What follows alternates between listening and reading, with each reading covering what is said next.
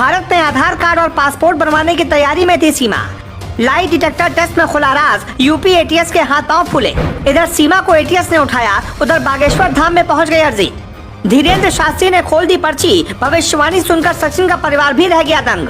France से लौटते ही PM Modi के पास पहुंची सीमा हैदर की कहानी। मोदी ने कान पर लगाया फोन, सबसे खास जेम्स बॉन्ड को सौंप दी जांच की सारी जिम्मेदारी। बागेश्वर वाले बाबा ने सीमा पर क्या बोला, जिससे पूरे रबुपुरा में खलबली मच गई। 10 दिन में करीब 5 लाख रुपए कमाए। भारत में सीमा की बातचीत किसी दलाल से हो रही थी, जो जल्द ही उसका आधार कार्ड, वोटर कार्ड और पासपोर्ट बनवाने वाला था। सीमा हैदर के चाचा और भाई का उसके भारत दौरे से ऐसा कनेक्शन मिला है जिसने जांच एजेंसियों के होश उड़ा दिए। यूपी एटीएस के भी हाथ पांव फूल गए। इसी बीच बाबा बागेश्वर ने एक ऐसी पर्ची खोल दी जिसमें सीमा का जिक्र है। वहीं दूसरी तरफ यूपी एटीएस सीमा हैदर से पूछताछ करने में लगी है। पूछताछ के दौरान सीमा ने ऐसे ऐसे राज उगल दिए जिन्हें जानकर खुद एटीएस की नींद उड़ गई।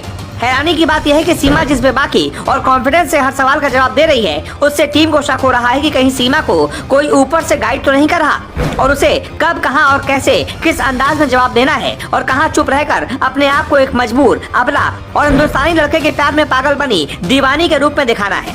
बताया तो ये भी जा रहा है कि सचिन से पहले कई हिंदुस्तानी लड़कों के साथ सीमा बात करती थी। बीते सोमवार को भी यूपी एटीएस की टीम ने सीमा और सचिन से लगभग 8 घंटे पूछताछ की थी। यूपी एटीएस की टीम लगातार 2 दिनों से पूछताछ में लगी है। इस दौरान कई ऐसे राज खुलकर सामने आए जिससे सीमा पर शक और भी ज्यादा गहरा हो गया। यूपी एटीएस के सामने अच्छे अच्छों के पसीने छूट जाते हैं। उनके सवाल सुनकर लोगों की जुबान लड़खड़ाने लगती है, लेकिन सीमा हैदर सपाट और साफ साफ शब्दों में एटीएस के हर सवाल का जवाब तपाक से दे रही है। एटीएस की टीम ने सीमा से अंग्रेजी कुछ लाइनें पढ़ने को कहा। टीम को शायद ये लगा था कि 5वीं कक्षा पास सीमा सही से शायद नहीं पढ़ पाएगी, लेकिन सीमा ने ऐसी फराटेदार अंग्रेजी का प्रदर्शन किया कि अंग्रेज भी उससे अंग्रेजी की क्लास लेना शुरू कर दें। सीमा ने बिल्कुल सही तरीके से उन लाइनों को पढ़ दिया। उसका इस तरह से अंग्रेजी को साफ शब्दों में पढ़ना एटीएस की टीम के माथे पर पसीना ला रहा है।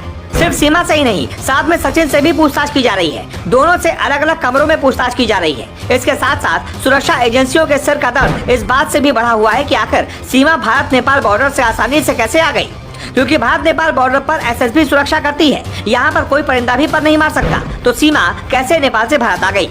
ये सवाल सुरक्षा एजेंसी को सोचने पर मजबूर कर रहा है।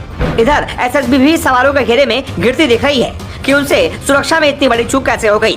अब सवाल ये कि क्या सीमा का सचिन के लिए उसका प्यार महज एक दिखावा है? क्या सीमा इमोशनल कार्ड खेलकर सहानुभूति लेना चाहती है और भारत में बसना चाहती है? सुरक्षा और जांच एजेंसियां इन तमाम सवालों के जवाब ढूंढने में लगी हुई हैं।